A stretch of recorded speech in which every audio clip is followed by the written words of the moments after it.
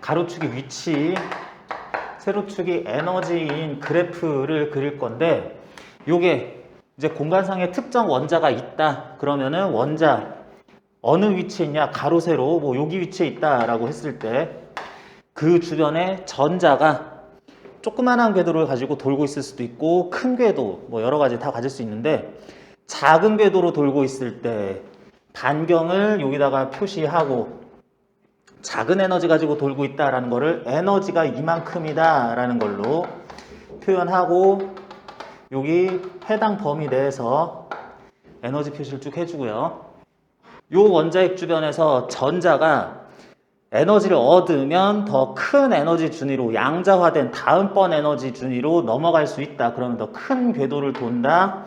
크게 돌고 있다. 이 범위가 넓어졌다는 걸로 표시하고, 그런 상태가 됐을 때 에너지는 또한 E2가 된다 라는 거 표시, 요 범위 안에서 해주고, 더 커지면 범위가 넓어지고 해당하는 에너지 더 커진 상태를 여기다가 또 표시해 주고, 뭐 이런 식으로 해서 에너지 요 그래프의 테두리가 이런 식으로 이 정도로 분포된다 라고 하는데, 말하자면 20번에 나오는 첫 번째 원자가 한 개일 때 라고 하는 거는, 원자가 한 개일 때 이 그래프에 여기 생략하고 여기 생략하고 요만큼만 그려준 거다 라고 할 수 있다고.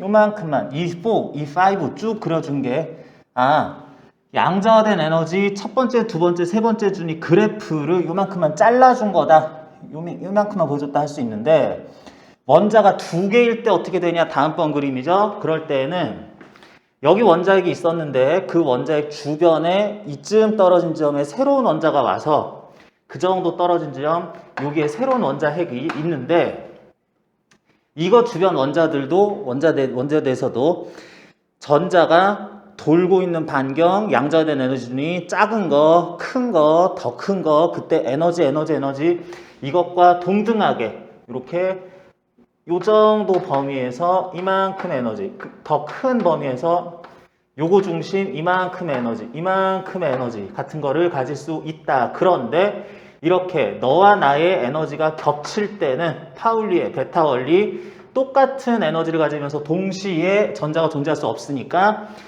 해당 에너지를 똑같이 가지고 이렇게 막 겹치는 게 아니라 그 에너지보다 약간 차이가 나는 에너지 준위를 하나 더 만들어서, 요거 원래는 겹칠 것들 플러스 E1 에너지 값이 두 개인 것처럼, E2 에너지 겹치는 거 두 개인 것처럼 해서 첫 번째, 두 번째 원자 소속 전자가 에너지를 서로 다르게 가지고 있을 수 있도록 이렇게 두 겹으로 된다. 오케이. 그랬는데 네 번째, 다섯 번째 준위도 마찬가지. 그림에서는 요만큼만 나타내주고 나머지 축, 원자핵의 위치 이런 것들은 다 생략한 그래프라고 볼 수 있겠고요. 그 다음에 이제 3개일 때, 4개일 때, 3개일 때 여기 또 와가지고 요거 주변에 전자가 에너지 첫 번째 준위 반경 내에서 요 에너지 가질 때, 요 에너지 가질 때 나머지들이랑 같은 에너지로서 충돌이 가능하니까 그런 걸 방지하기 위해서 그 양자된 에너지 준위를 또 확장한다. 에너지 3줄짜리로 이렇게 만들어서 너와 나도 서로 겹치지 않게 한 줄 더 만들어서 이렇게 한다. 이런 것들 또 만들어진 상태로 그래프를 요만큼만 잘라서 보여준 거다 할 수 있는 것처럼, 계속해서 이제 그런 원자핵들이 더 많아서 그것들의 소속 전자들이 에너지를 자꾸 확장하다 보면은 원자가 아주 많이 주변에 뭉쳐 있을 때 그런 것들 미세한 차이를 두고 조금씩 추가됐지만 그 적정 에너지 범위가 E1 에너지 준위 이만큼 밴드 구조를 가진다 라고 하는 걸로 확장되는 과정을, 요거를 가나다라 넘어가면서 보여주고 있다라고 할 수 있겠다는 겁니다. 자, 그런 내용이었고, 뭐 내용에 대해서 우리 복습한 거라고 볼 수 있고요. 그림라, 이 최종적인 상태에서에 대한 설명을 물어보고 있는데 A 또는 B, 뭐 C, D 뭐 이런 것들이 있는데 지금 이 4까지 나타냈습니다. 이 4 역시 쭉 확장된 어떤 에너지들을 이렇게 가지고 있다 그랬는데 여기에서 A가 요거고요. 네 번째 에너지 준이 요게 B 그리고 C가 E1 상태를 가리키고 있다라고 하는데 자 여기에서 B가 여기가 아니죠. B가 A와 B 사이의 요 영역 그래가지고 니은부터 보면 니은 B는 전자가 존재할 수 없는 구간이냐 이렇게 확정되더라도 해당 에너지 준위 사이의 에너지 적정 간격은 띠 틈 또는 에너지 갭이라 그래서 이 상태의 전자는 존재할 수 없다라는 거는 마찬가지로 확보가 되고 있는 거고 다음 디귿에서는 C는 전도띠로서 에너지가 가장 낮은 상태냐 그냥 말도 안 되는 얘기고요. 디귿에 대한 설명은 뭐 굳이 하진 않는데 기억이 문제죠. A가 가전자띠냐라 그랬는데 이런 상태로 전자들이 에너지를 가질 수 있는 요 에너지 영역들이 확보가 되어 있을 때 금지된 띠 요거 띠틈이라고도 한다 그랬고 그게 B와 같은 것들 여기도 띠틈 여기도 띠틈인 거고 허용된 띠가 있는데 허용된 띠에는 전자가 없는 곳, 전자가 있는 곳, 그 중에 전자가 있는 것 중에 기타 등등이 있고 전자가 이미 들어가 있는 띠 중에서 바닥 상태 기준으로 가장 에너지는 낮은 상태의 기준으로 전자가 꽉 채워져서 전자가 있는 띠 중에 최상단 띠 허용된 띠 중에 전자가 있는 것 중에 제일 높은 거 이거를 원자가띠 또는 가전자띠 라고 부른다고 했는데 지금 여기서 물어보는 거는 E4도 있고 E5도 있고 E6도 있고 막 이렇게 계속 이론적으로는 있을 텐데 E4라고 하는 A가 원자가띠냐 당연히 띠틈은 아니고요. 원자가띠냐 가전자띠냐 그저 그런 거고 뭐 다른 데 전자가 더 있느냐 아니면 전자가 없는 전도띠냐 그런 것에 대해서 A 번째 띠를 판단해라 라고 하는 내용이라고 할 수 있습니다. 실제로 학교 시험에서는 이런 거 낼 가능성이 아주 낮지만 뭐 낼지도 모르고 뭐 이렇게 되는데 수능에선 이런 문제가 안 나오기는 해요. 자, 뭔 말이냐면 지금 이렇게 돼 있는 상태가 구리라고 그랬습니다. CU 구리의 전자분포를 나타낸 거다. 구리 덩어리의 전자분포를 나타낸 거다 라고 하는데 근데 여러분들 구리는 몇 번? 29번이면은 구리의 평상시 전자 배치가 어떻게 돼 있을까요? 전자 배치가 첫 번째 에너지 준이라고 할 수 있을 첫 번째 껍질에 전자 2개 있고 그 다음 껍질에 8개 있고 그래가지고 여기까지가 10개 해가지고 네온과 같은 배치고 그 다음에 8개 꽉 차게 들어있으면은 여기까지 꽉 찼을 때 세 번째 에너지 준위가 꽉 찼을 때가 아르곤과 같은 배치죠. 그래서 총 18개 총 18개 그리고 있고요. 첫 번째, 두 번째, 세 번째까지 했을 때 아르곤 이렇게 나오고 그 다음에가 지금 29번 되려면 11개가 더 필요하죠. 11개가 더 필요한데 네 번째 껍질에는 전자가 총 몇 개까지 들어갈 수 있어? 2, 8, 8, 18개 들어갈 수 있죠. 그래가지고 구리는 네 번째 에너지 준위를 18개까지 들어갈 수 있는데 지금 18 더하기 11개만 해가지고 7칸을 비워놔요. 그러다 보니까 어떻게 되는겨?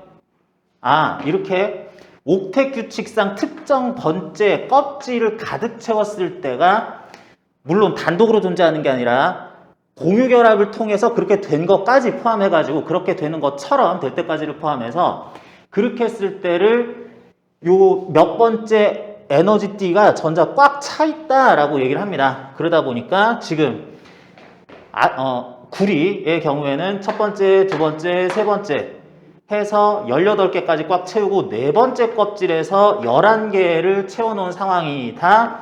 네 번째 껍질인 여기 표시된 네 번째 준위가 이게 전자가 있기는 있는데 꽉 차지는 않은 상태.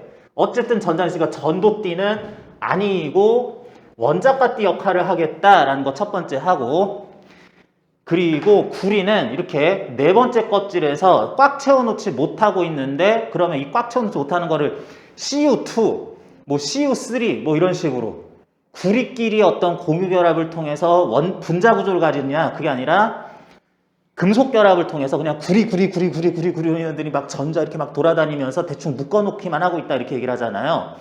그래서 특별히 공유결합을 안 하면서 이렇게 어떻게 하다 보니까 대충 어떻게 물질을 구성하고 있는데, 그러다 보니까 공유결합을 통해서 네 번째 껍질을 꽉 채워놓은 상황은 아니기 때문에 요거 네 번째 띠가 그 유명한 원자가띠인데 전자가 가득 차지 않은 상태, 전자가 아직 비어있는 상태.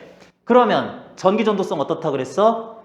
도체, 반도체, 부도체 중에 그런 게 원자가띠랑 전도띠랑 띠틈이 그 사이에 없다. 둘이 일부 겹쳐있다. 원자가띠가 일부 비어있다. 그러면 도체다. 세 가지 표현이라 그랬는데 이게 바로 맞네. 이렇게 하니까 CU 뭐 이렇게 하니까 여기 일부 비어있네. 얘 구리 도체 맞죠? 해가지고 네 번째 준위까지 넘어가야 되는 거고, 또한 곧 도체다라는 것까지도 설명이 되는 뭐 그런 상황의 예시다라고도 할 수 있겠습니다. 그래서 20번에 구리의 에너지 분포, 에너지 띠 구조를 나타낸 거니까 A는 저기에 비어있는 게 아니라 전자가 일부만 비어있는, 일부 차있는 구리의 가전자띠, 원자가띠 역할을 한다라고 그렇게 볼 수 있다는 건데, 이거 하려면은 뭐 구리의 원자번호라든지 이런 옥텟 규칙상 몇 번째 껍질까지 채우는지 이런 것도 알아야 돼가지고, 이거는 실제 시험에서 나올 확률은 그렇게 높지는 않은데 아주 낮은데,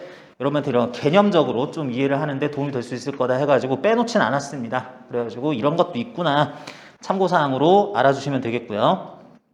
구리의 이 원자 껍질 구조 이렇게 보다 보니까 전자가 첫 번째, 두 번째, 세 번째 껍질까지는 넘어가고 네 번째 껍질을 채우기 시작을 했는데 전자가 18개 꽉 채우지는 못한 상태다 이렇게 얘기를 해야 되는데, 어떤 특수한 경우에는 그래 뭐 여기에 예를 들어서 여기에 18개 꽉 채웠어. 그리고 다음번 에너지띠는 이제 확실히 비어 있어. 그런 원소가 있는데 요 부분에 에너지 분포가 뭐 에너지 분포나 그 모양이 이만큼이고, 얘도 이제 여러 개 모이다 보니까 이게 뚱뚱해지다 보니까, 그러다 보니까 얘도 뚱뚱해지고 얘도 뚱뚱해지다 보니까 이 사이가 붙었어. 이런 경우를 가리켜서 원자가띠는 가득 찼는데 다음번 전도띠와의 띠틈이 없다라고 표현을 하자는 거고, 지금 이거는 원자가띠 맞고 요게 전도띠인데 원자가띠, 가전자띠가 일부 비어 있어서 도체적 특성이 나타난다. 전기전도성이 좋다. 이런 식으로 해석을 하자는 겁니다. 요게 첫 번째, 두 번째, 세 번째, 네 번째 에너지 준위 이런 것들이 올라갈수록 그 원래 에너지 차이가 작아져요. 1준위, 2준위 사이, 2준위, 3준위 사이, 4준위, 5준위 사이 이런 것들이 원래 좁아지기 때문에 얘는 조금 어떻게 하다 보니까 이렇게 두터워졌네. 띠 구조를 만들었네. 이것도 띠 구조를 만들었네. 그래도 우리 사이는 붕 떠있네. 이것도 띠 구조를 만들었네. 붕 떠있네 하다가 얘 좀 뚱뚱해지고 요것도 띠 구조 이렇게 가다 보니까 뭐요? 우리는 영역이 겹치잖아. 이런 부분이 나오게 되는 그런 상황도 높은 에너지 준위 상태에서는 있을 수 있기 때문에, 그때를 가리켜서 에너지 띠 사이에 띠 틈이 없어졌네. 겹쳤네. 이런 식으로 표현을 하게 됩니다.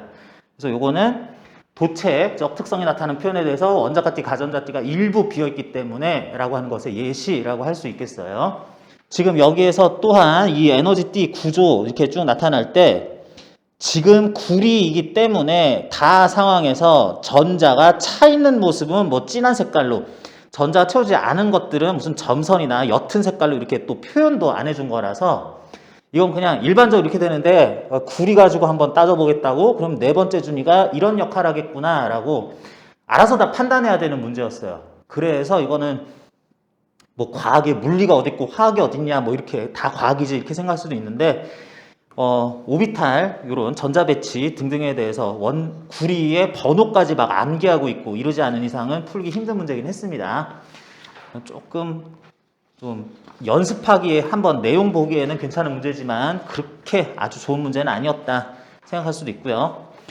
39번 에너지띠 구조에 대한 설명 중 옳은 것만 골라보라 그랬는데, 자 일단 에너지띠 구조 이런 식으로 나타냈을 때 여기서 이제 허용된 띠 얘기하겠죠. 에너지띠마다 에너지의 폭은 달라지게 된다. 어느 정도 맞는 말이고요. 요거는 그냥 그러려니 하고 좀 생각을 합니다. 요게 그 한 줄짜리가 2겹 되고 3겹 되고 4겹 되고 5겹 되고 뭐 이러는 것들이 다 동등하게 나타나는 건 아니고 두터워지는 폭도 조금씩은 다르다라고 해야 되겠고요. 상온에서는 부도체나 반도체라고 하더라도 전도띠의 전자가 약간 존재한다. 맞습니다. 야, 예를 들어서 어떤 원자가 첫 번째 준이 가득 채워, 두 번째 준이 가득 채워, 세 번째 준이 가득 채우고 나서 네 번째 준위를 싹 비워놓은 이런 여기가 전도띠 역할을 할 이런 원자가 있었다라고 치자. 그랬을 때 모든 원자들의 전자들은 1준이 가득 채워, 2준이 가득 채워, 3준이 가득 채워, 4준이는 쌩 비워놔. 그렇게 했을 때 전자들이 전체가 이렇게 된 상태로 존재하는 게 일단 딱 끝났어 라고 하는 거를 요거를 에너지가 가장 낮은 상태일 때 이렇다라고 하면서 그런 물질 또는 물체, 기체 뭐 이런 것들이 온도가 극저온일 때 또는 뭐 아주 낮은 상태일 때 빼고 조금이라도 온도가 높으면은 전자들이 이렇게 가만히 있진 않아요.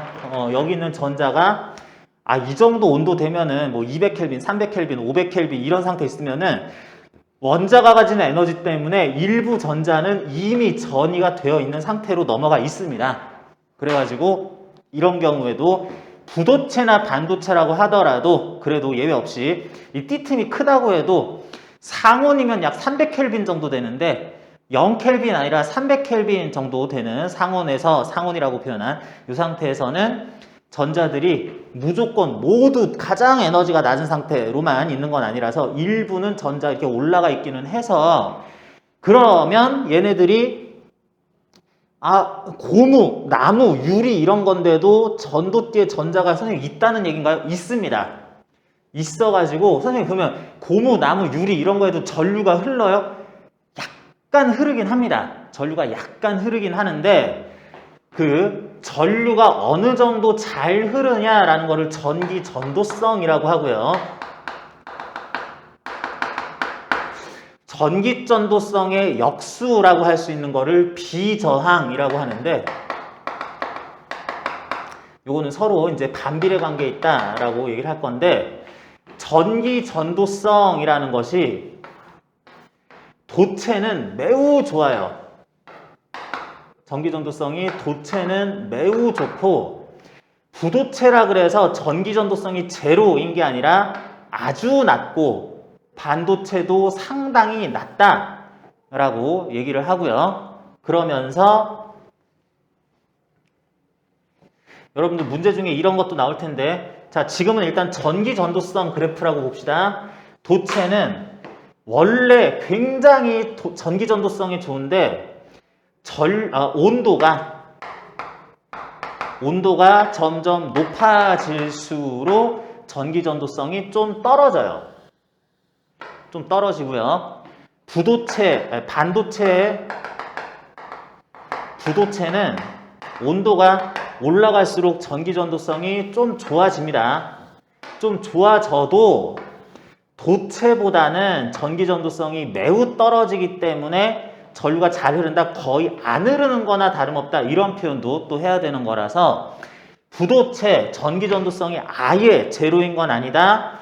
온도가 올라가면 오히려 전기 전도성이 그나마 약간 좋아지기는 한다. 이런 것들이 전기가 아예 안 흐르는 건 아닌데 그 전기는 어떻게 전류 현상은 나타나느냐? 아주 절대온도 0도만 아니면 이렇게 자유전자 역할을 할 전도띠에 전자가 아주 극히 일부씩은 이렇게 올라가 있는 상태가 될 거기 때문에 그래서 이런 말도 가능한 거고 온도가 올라가면 부도체라고 하더라도 전기 전도성이 조금은 좋아지는 이유가 뭐냐? 아주 바닥 상태 아니라 상온, 고온 이런 상태가 되면은 이미 전도띠로 전이해 있는 전자들이 생기기 때문에 전기 전도성이 있기는 있다. 더 고온이 되면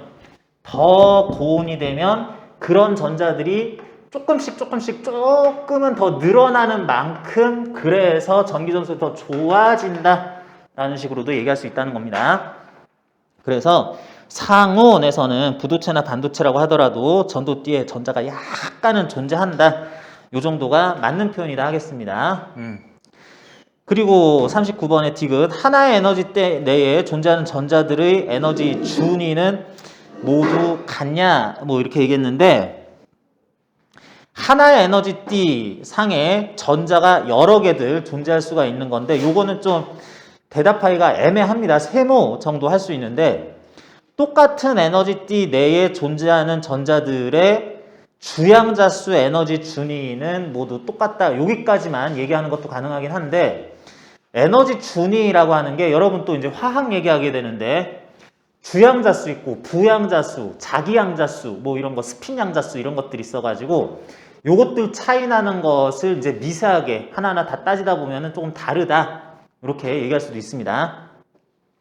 똑같은 일준위는 뭐 S 껍질밖에 없으니까 똑같은 이준위기는 한데 어떤 녀석은 ES 껍질에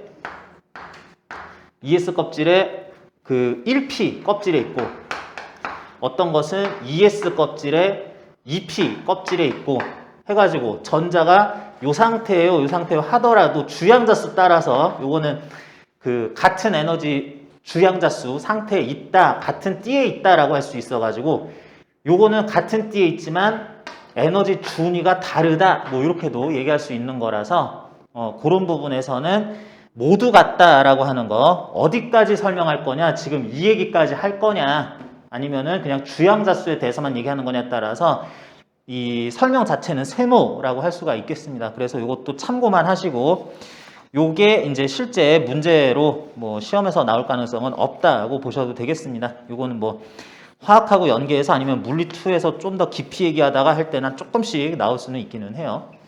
그래서 뭐 이런 것도 있구나 라는 정도로 추가 설명하는 의의가 있는 문제라고 하겠습니다. 그래서 거의 매우 어렵거나 시험에 나오기 힘들 만한 상당히 까다로운 문제들 우선적으로 여러분들이 물어봤는데 그거 말고도 또 풀어보다가 질문사항 있으면 좀 더 물어보시고요.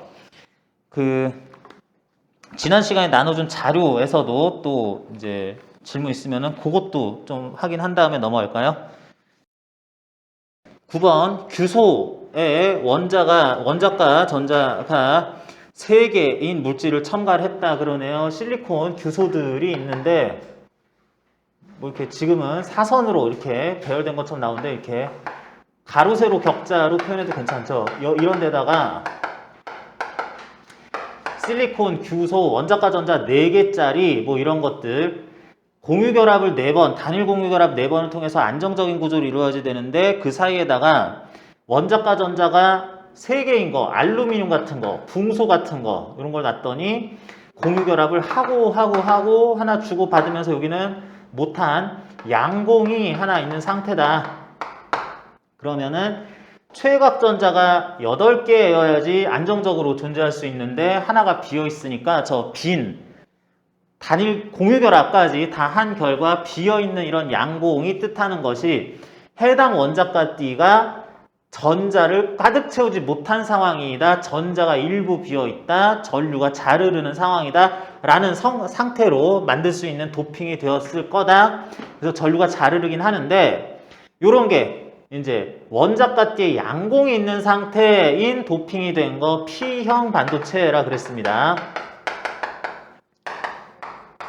그래서 여기서 얘기하는 반도체 X는 P형 반도체라고 할 수가 있을 건데 이거를 그런 X와 뭐 따로 만들어 놓은 N형 반도체를 결합한 다이오드를 만들어서 여기가 X인데 이걸 사용한 거라면 여기가 P형일 거고 뭐 여기가 N형이겠네 하는 걸로 도선, 저항, 또 도선, 스위치 이쪽에도 도선 쭉 빼가지고 스위치 하나 더 여기에다가 좌우로 왔다 갔다 할 수 있는 스위치 S1, S2 쭉 가서 여기도 뭐 저항 괜히 한번 만들어 보고요.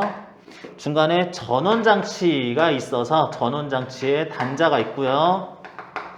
쭉쭉 연결이 됐는데 여기에도 마찬가지에 저쪽이 X, 위쪽이 X, P형이죠.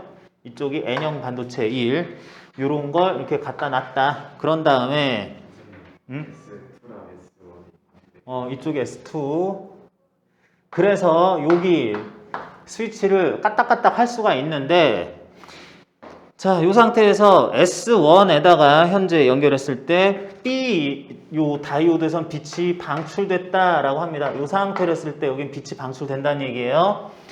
자, 그러면은 여기서 빛이 방출된다라고 하는 거는 다이오드는 전류가 흐르고 있을 때 그 전류가 흐를 때 다이오드에서 전자가 N형에서 P형으로 넘어갈 때 에너지 떨어지는 만큼 빛 에너지를 방출을 하는데 이거는 무조건 방출하는 거고요. 전류가 흐르면 빛 에너지를 방출하는데 하필 그게 가시광선이면 딱 봐도 우리 사람 눈에서 보기에도 빛이 나니까 특별히 이거를 라이트 이미팅 다이오드 LED라고도 표현을 하는데 이게 방출하는 게 자외선이나 적외선인 경우에도 그래도 우리 눈엔 안 보이지만 전류가 흐르면은 어쨌든 빛은 방출이 되기는 하긴 합니다. 그러는데 보통 여기서 빛이 방출되었다라고 하면은 뭐 가시광선이 방출돼 가지고 우리 눈에 잘 보였나 보지라는 뜻으로 생각하면 되는 거고 어쨌든 보이든 안 보이든 전자기파가 방출된다, 뭐 가시광선이 보였다라고 하는 거는 여기에 요렇게 연결했을 때 전류가 흐른다는 얘기예요. 전류가 흐르면 어떻게 돼? 요게 PN 접합 다이오드 위쪽이 P형이니까 전류가 이쪽에 연결했을 때 요렇게 흘렀어야 되는 거고 여기는 지금 최초 상황에서는 스위치 연결되지 않은 거니까 이쪽은 그냥 없는 회로 부분이고요. 그러면 여기서 이렇게 전류가 흐른다. 순방향 전류는 이렇게 흘렀어야 된다. 여기로 전류가 들어가는 마이너스극 전원장치 아래쪽 이렇게 된 게 이제 플러스극이라서 전류가 이렇게 나와서 한 바퀴 돌고 스위치 따라서 다이오드 들어갔을 때 전류가 흐르는 게 가능했다라고 보자는 뜻이다. 자, 그래서 이렇게 방출이 됐는데 그걸 확인한 다음에 S2에 연결하면 어떻게 되는 거냐 그랬습니다. 요거 자르고 S2에다 연결하면이라 그랬는데 아까 전에 실험을 통해서 이 전원장치는 아래쪽이 플러스극 위쪽이 마이너스극으로 연결되는 거라고 생각을 할 수가 있겠다 그랬는데 스위치를 저쪽 옮기면 이제는 이쪽 부분은 없는 회로 일부분이라고 할 수 있으니까 전류가 역시 여기서 나가긴 나간 다음에 이쪽으로는 못 흘러. 그러면 저쪽으로 흐를 수 있겠냐라고 해서 흘러 보려고 했더니 여기가 P형 반도체 X P형 반도체여야 돼서 여기가 N형 반도체면은 전류가 요렇게 흐르는 거는 요거는 N형으로 가는 거라서 역방향 접합이 돼 있는 거라서 여기 전류는 안 흐르고 여기는 전류가 원래 못 흐르고 이쪽으로는 다이오드 때문에 못 흐르고 해가지고 회로에서는 S2 쪽에 스위치 연결하면 전체적으로 어디에도 전류는 흐르지 못하겠다라고 해야지 되겠네요. 그렇게 보면은 기억 A에는 순방향 바이어스가 걸리냐라 그랬는데 뭐 전류가 흐를 수 있도록 전압이 설정이 되어 있냐 그렇지 않냐에 대해서 이건 순방향, 역방향 전압이 걸렸다, 순방향, 역방향 연결이 돼 있다, 순방향 바이어스가 걸렸다, 역방향 바이어스가 걸렸다 뭐 똑같은 식으로 용어를 사용을 합니다. 그래서 S2에 연결한 상황에서 이 다이오드 A에는 역방향 바이어스가 걸려 있다라고 해야 되겠고요. B에서는 빛이 당연히 방출되지 않고 여기서는 전류가 흐를 여지가 아예 없으니까 빛이 방출되지 않고요. B에 접하면서 전자 양공이 재결합하느냐 B의 접합면에서 전자와 양공이 결합하는 거 뭐 이런 거를 전류가 흐를 때 PN 접합부에서 P형 쪽에 원자가띠 가전자띠에 양공이 있고 N형에 원자가띠 가득 차 있고 전도띠에 전자가 있어서 요 전자가 둘의 접합부에서 양공과 결합하는 거. 그래서 여기 빈자리 요게 또 밀려나서 새로 온 친구들끼리 또 결합하고 뭐 이렇게 되는 것을 전류가 순방향으로 전류가 흐른다. 그 전류 반대방향으로 전자가 계속해서 이동할 수 있다라고 얘기를 해줘야지 되는 건데 여기서는 B의 접합면에서는 전자 양공들이 결합을 하겠느냐? 여기 지금 S2에다가 연결하면 전류 안 흐르는 거니까 요거는 그렇지 않다라고 대답을 하는 게 옳겠다. 뭐 그렇게 이해하면 되겠습니다. 9번에서는 뭐 바이어스라는 내용이라든지 뭐 순방향, 역방향 바이어스라는 용어라든지 뭐 빛이 방출되냐 마냐, 뭐 전류가 어떻게 뭐 흐르느냐 뭐 이런 거에 대한 얘기인데 몇 가지만 이렇게 용어 정리하면은 되겠고요. 자, 2번 문제 같은 경우에 이제 보면은요. A 물체, B 물체의 중앙 R만큼 B에서 오른쪽으로 떨어진 위치 해서 PQ라는 지점이 있습니다. 여기에다가 어떤 전하량 Q짜리를 여기다 갖다 놓을 거야. 여기다도 한번 갖다 놓고 여기다가도 한번 갖다 놓을 건데 A와 B의 전하의 종류는 모르지만 QA, QB라는 전하량의 크기를 가진다라고 하자. 어떤 것의 전하량의 크기가 더 큰지도 그것도 몰라요. 이렇게 놨을 때 이러저러한 식으로 지금 그 받는 힘의 조건이 나왔다라고 그랬을 때 요거 기억, 니은, 디귿, 리을 중에서 A와 B가 어떤 형식이었을 때 이런 문제 조건의 힘을 각 지점에서 받는 게 말이 되겠느냐 하는 건데 자, 이거 먼저 해봅니다. 우리는 어떤 전하가 플러스 전하다라고 생각을 한 다음에 계산을 끝냈더니 계산 결과 뭐 그런 플러스 Q 값이 마이너스 3플롱이다 뭐 이런 식으로 나오면은 이게 플러스 전하인 줄 알고 내가 전개를 했는데 이게 음전하였구나 라고 생각을 하면 됩니다. 일단 그렇고요. 그리고 전하의 종류에 대해서는 뭐가 플러스 전하다라고 생각하고 풀면 되는 거고 어떤 물체가 받는 전기력이나 특정 힘이 오른쪽이면 플러스, 왼쪽이면 마이너스라고 부호로서 물체가 받는 힘에 대해서 이렇게 생각을 해봅니다.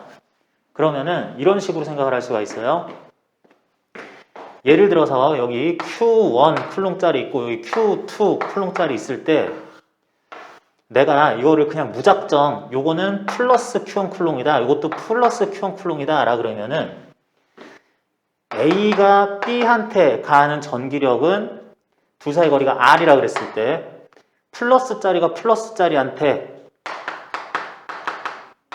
쿨롱상수 곱하기 R 제곱분의 플러스 Q1 Q2 한 힘을 가할 것이다 하면 되겠고 B가 A한테 가할 힘 F, BA는 플러스가 플러스를 밀게 왼쪽으로 가야지니까 전하량의 크기 Q1, Q2에 거리 R 제곱에 쿨롱 상수한 다음에 B가 A한테 가는 힘은 왼쪽일 거야 라고 해서 마이너스다 이런 식으로 표시를 해보자. 그렇게 했는데 해놓고 보니 사실은 이거는 플러스 전하 맞고 요게 음전하였다라고 치자. 그러면은 Q2가 플러스 Q2 쿨롱짜리요 라고 한 것처럼 이렇게 했는데 이게 마이너스가 되면은 Q2 자리에다가 마이너스 얼마 이런 걸 대입을 한다 그러면은 플러스 전제로 한 거에서 뭐 플러스 1쿨롱 플러스 마이너스 2쿨롱이라고 해버리면은 요렇게 쓴 A가 B한테 가는 힘의 부호가 K R제곱분의 플러스 곱하기 마이너스 해가지고 마이너스로 나오게 될 거야. 그러면은 나온 숫자 값을 보면서 이거 요렇게 표기했는데 음수네 라는 거는 A가 B한테 가는 힘은 왼쪽이다 라고 표시를 하자는 얘기입니다. 그러고 보니까 양전하고 음전하면 A가 B에게 왼쪽으로 힘을 가하는 거 맞네. 이것도 마찬가지.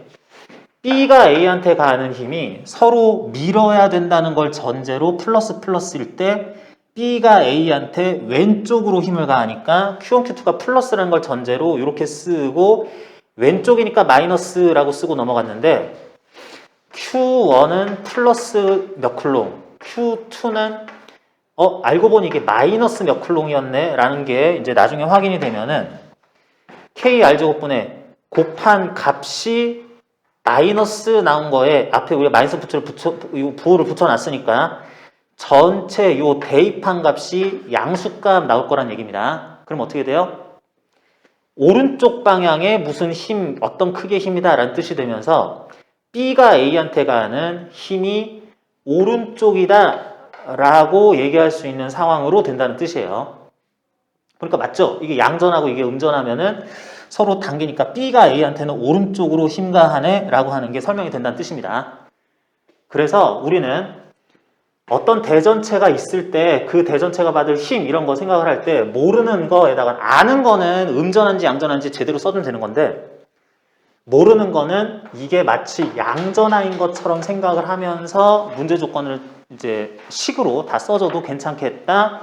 그래서 작용하고 있는 힘이 오른쪽 방향일 땐 플러스, 왼쪽일 땐 마이너스라고 힘의 방향을 부호로서 표기를 한다고 생각을 하자. 그렇게 하면은 P와 Q 각각의 이거 오타도 있네요. PQ에 그랬는데 PQ에 전하량이 스몰 q로 된 점전하를 양전하짜리를 한번 놓자. 여기다가도 새로 갖다 놓고 이거 옮겨놓고 해보자 그랬을 때 q짜리를 p에 갖다 놨을 때 q에 갖다 놨을 때 그럴 때 받는 힘은 자 해봅니다. 양전하 QA, QB짜리가 P에 있을 Q 플러스 Q에다가 가는 힘 A가 Q에 가는 힘은 밀어야 되니까 오른쪽으로 K R 제곱분의 Q A Q 뉴턴 될 거고 B 플러스짜리가 플러스 R만큼 떨어진 점에서 밀어야 되면은 왼쪽 방향으로 K R 제곱분의 QB Q 뉴턴을 가한다 라고 할 수 있겠다고. 그래서 이렇게 일단 표시를 하고 요걸 치우고 라지 Q 지점에다가 갖다 놨을 때는 A가 플러스 Q 쿨롱을 오른쪽으로 밀어야 되네. 거기서 Q 쿨롱짜리가 받는 힘은 오른쪽으로 K 3R의 제곱 9R 제곱분의 QA가 Q에게 가하는 힘 QA 곱하기 Q에 힘을 가한다. 이게 플러스 전하라면 QB가 여기 있는 플러스 Q에게 가는 힘은 오른쪽으로 플러스 K R 제곱분의 QB Q 이렇게 나타나야 되겠다. 한 게 이렇게 해서 연산된 값 전체가 양수면 그렇게 계산한 값은 오른쪽이야. 음수면 그렇게 계산한 그 크기로 왼쪽이야 라고 하는 거를 이미 다 포함을 다 하고 있습니다. 그런다 그랬을 때 그런 FP와 FQ가 P에서 받는 전기력의 크기가 Q에서보다 2배 크다고 그랬죠. FP가 FQ의 크기보다 2배 크면서 우리는 이렇게 부호로 써도 다 나타낸 결과에 두 힘의 방향이 반대다 그러면은 표기된 이 힘 크기에 마이너스를 붙여서 요거 2배 주면 FP랑 같다라는 식으로 쓸 수도 있겠다라는 뜻이에요. 그 다음부터는 그냥 하면 돼요. 여기다가 마이너스 2 곱해서 요랑 같다고 놓을 건데 등호 들어가면서 K, R 제곱 이런 건 좀 생략하고 Q도 다 생략이 됩니다. 양변에 항마다 공통으로 들어있어서. 그래서 말하자면은 QA 마이너스 QB는 마이너스 2 곱하기 9분의 QA 플러스 R제곱 KQ 다시 오면은 QB만큼만 식이 남게 돼요. 요거 대입하고 정리 좀 한 겁니다. 이렇게 하고 정리를 했더니 마이너스 9분의 2 QA 넘겨서 9분의 11 QA는 마이너스 2QB 플러스 QB니까 마이너스 QB 이렇게 나타나죠. 그냥 뭐 전개하고 이항만 한 겁니다. 이렇게 됐다는 거는 QA라는 A 물체의 전하량의 크기와 QB라는 B 물체의 전하량의 크기는 A보다는 B가 9분의 11배 더 크다라고 하는 거고, QA의 크기, 전하량의 크기보다는 QB의 크기가 9분의 11배로 9대 11 이런 식으로 더 이게 크다는 거고, 이게 음전하고 이게 양전한지, 이게 양전하고 음전한지 모르겠는데 여기 부호가 플러스 마이너스 붙어서 이런 식 값이 똑같아야 된다는 거는 QA와 QB는 전하의 종류가 반대해야 된다라고 정리할 수 있다는 뜻이에요. 그래서 QA와 QB는 종류는 서로 반대고 전하량의 크기는 B가 더 커야지 된다라고 했을 때 기억, A, B 모두 양전하, 니은, A, B 모두 음전하 이런 건 안 된다는 거고, A, B 양, 양 뭐 이렇게 되는데 A의 전하량이 더 작아야 한다라고 할 리을만 맞는 식으로 표현이 되겠다. 이렇게 전하량의 크기를 모를 때 미지수로 넣으면서 부호도 양전하인 것처럼 한 다음에 위치, 좌우 어떻게 있느냐도 다 좀 따져봐야 되는데, 그렇다 치고 오른쪽으로 받는 힘, 왼쪽으로 받는 힘, 플러스 마이너스로 부호로 구분해서 이렇게 식으로 쭉 나타내면은 굉장히 종류가 이렇게 다양하게 나타나는 게 아니라 이런 식으로 좀 정돈된 식으로 빠르게 풀 수도 있다라는 거 연습하는 문제가 교재 10쪽의 2번 문제였다 하겠습니다. 그리고 3번 문제는 이게 그 재작년에 3학년 그 학력평가 문제로 모의평가 문제로서 나왔었던 문제로서 굉장히 선생님들이 좋아하는 문제예요. 문제가 상당히 잘 나왔습니다. 그래가지고 요거를 조금 응용하거나 뭐 거의 그대로 하면서 물어보는 것만 바꿔가지고 내는 그런 경우도 엄청나게 많이 있는데, 자, A, B, C 점전하 일직선상에 일정한 간격 D만큼씩 떨어져 있는데 BC 놔두고 A만 여기, CA 놔두고 다시 한번 B만 여기 이렇게 위치들을 조금씩 바꿔봤어요. 각 간격은 계속 일정할 건데 A가 요거부터 합시다. C는 일단 양전하일 게 확인이 되는데 A, B는 종류가 나와 있지 않고요. 첫 번째 가 상황에서 C가 받는 A로부터 B로부터 받는 힘이 아무튼 오른쪽을 향하면서 그 크기를 받는 힘의 합력을 크기를 F라고 놓으면서 오른쪽이라고 치자라고 그랬고요. 그리고 이렇게 바꿔보면은 C가 받는 힘이 오른쪽으로 EF로 바뀐다고 했고, 그리고 문제 조건에서는 좀 안 나왔는데 그림에는 안 나왔는데요. 가 상황에서 A가 받는 힘은 EF라는 크기의 힘이 뭔가 좌우 방향 어딘가로 가해진다라고 그랬습니다. 자, 그렇게 하면서 최종적으로 여기서 A가 받는 힘은 어떻게 될까라고 했는데, 자, 이거 학생들이 조금 까다롭게 느끼기도 하는데 이러면은 A, B의 전하의 종류와 크기가 어느 정도 레벨이 될지를 다 따져봐야 되는 문제인데요. 일단은 가에서 나로 넘어갈 때 C가 받는 힘으로써 바뀐 거는 B가 C한테 가하는 힘은 단독으로는 그대로 있으면서 A가 여기다가 넘어간 것밖에 없으니까, 그러니까 C가 받는 힘이 오른쪽으로 더 커졌다라는 얘기는 그러니까 B가 C에게 가하는 뭔가 힘이 있었는데 그건 유지되는데 A가 가하는 힘이 오른쪽으로 F만큼 추가가 됐다라고 할 수가 있겠네. 그러려면 A가 여기서는 왼쪽이다가 여기 갔더니 오른쪽으로 가는 힘이 돼야 A의 이동에 의해서 오른쪽으로 F만큼 힘이 가해지는 게 설명이 되겠다. 왜냐면 C에 대해서 왼쪽에 있다가 오른쪽이 되면은 A가 가하는 힘은 방향이 바뀌어야지 되기 때문에, 그래서 요 조건 보고 크기가 오른쪽으로 변하는 조건 보고 A는 음전하였다라는 거를 이제 찾을 수 있다는 거고요.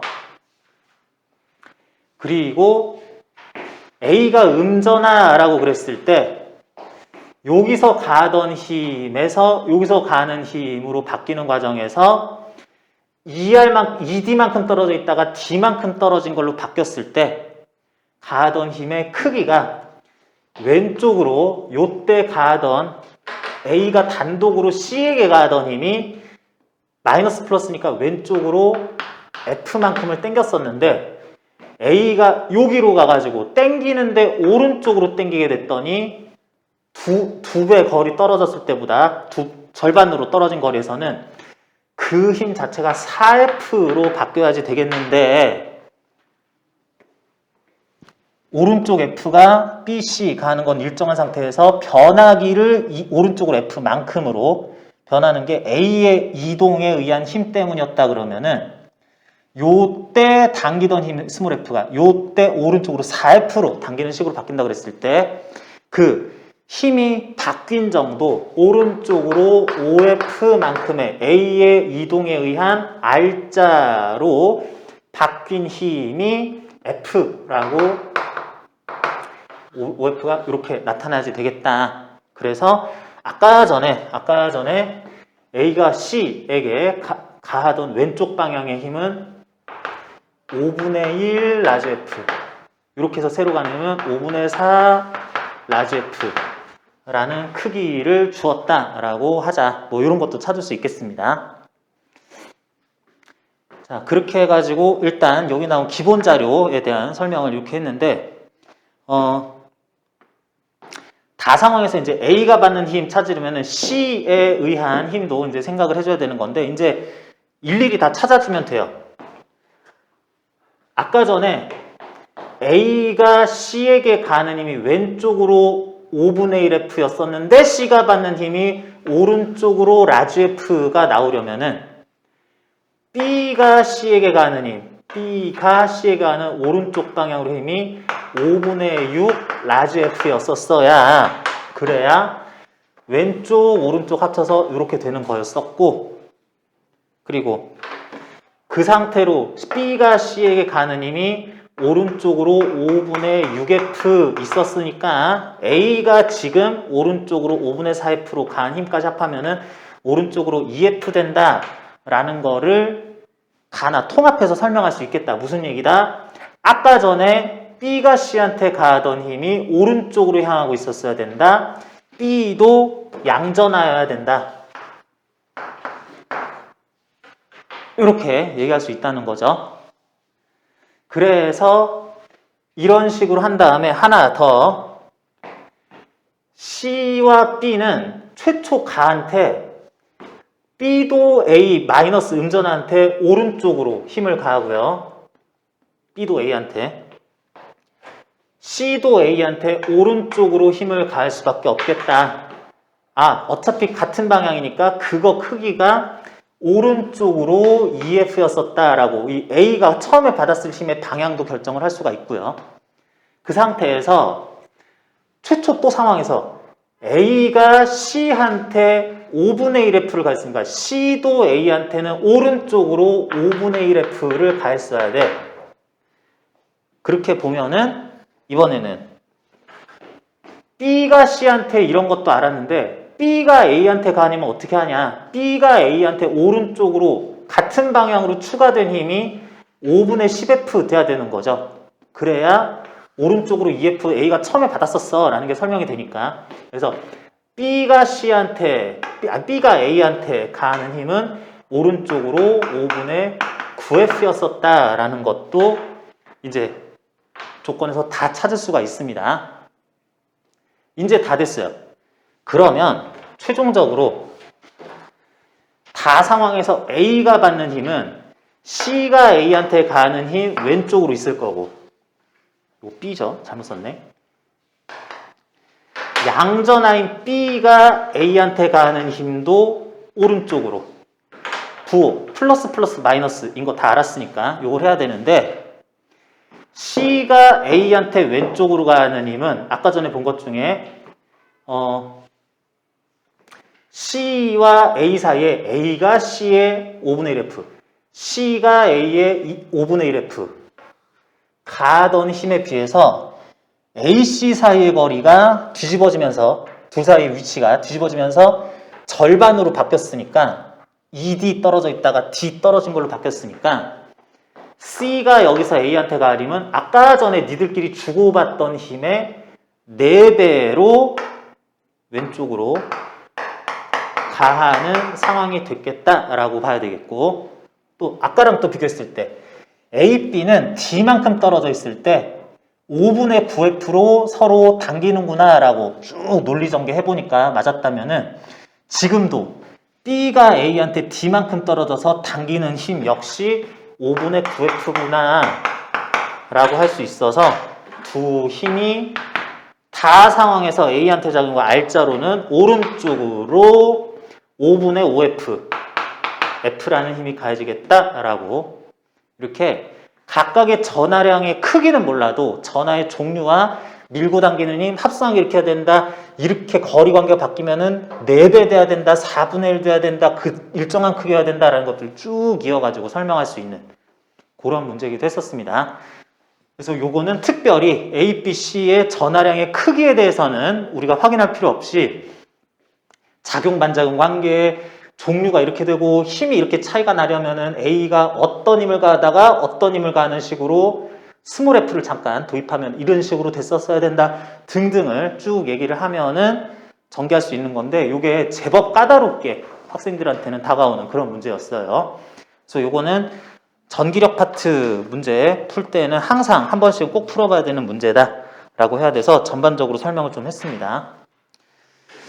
자, 그래서 요 문제도 설명하다 보니까 시간은 지금 다 돼가지고 요 정도로 일단 마칠 거기는 한데, 그 여러분들 추가적으로 뭐 질문인 사람들 조금 더 질문사항 해결할 수도 있고요. 지금 진도가 서로 달라가지고 학생별로 좀 개별 질문 위주로 좀 하긴 하는데, 그 시험 범위에 포함되는 내용이 또 서로 또 쉬운 내용, 조금 더 어려운 내용, 공부가 많이 필요한 내용, 이런 것들이 또 차이가 있어가지고 각자 시험 범위 관련한 내용들을 설명하다 보니까 문제를 또 빠르게 풀 수도 있고 약간 시간이 걸리기도 하는 것 같습니다. 그런 부분까지 고려해서 문제 풀 자료들 좀 더 충분히 내가 준비를 해서 꼭 반드시 또 봐야 되는 것들 비롯해가지고 이런 것들 다 이제 개별적으로 조금 더 나눠주고 할 테니까 다음 시간에도 비슷하게 내용 설명하고 공통 설명할 거 있으면 같이 얘기하고, 문제풀이 또 이제 개별 질문 계속 이어나가는 식으로 이렇게 하겠습니다. 자, 그래서 일단은 오늘 수업 이 정도로 마치고요. 추가 질문 할 사람만 조금 더 시간 들여서 같이 하면서 마무리하겠습니다. 자, 일단 오늘 수업 여기까지 하고요. 수고들 많았습니다. 질문 더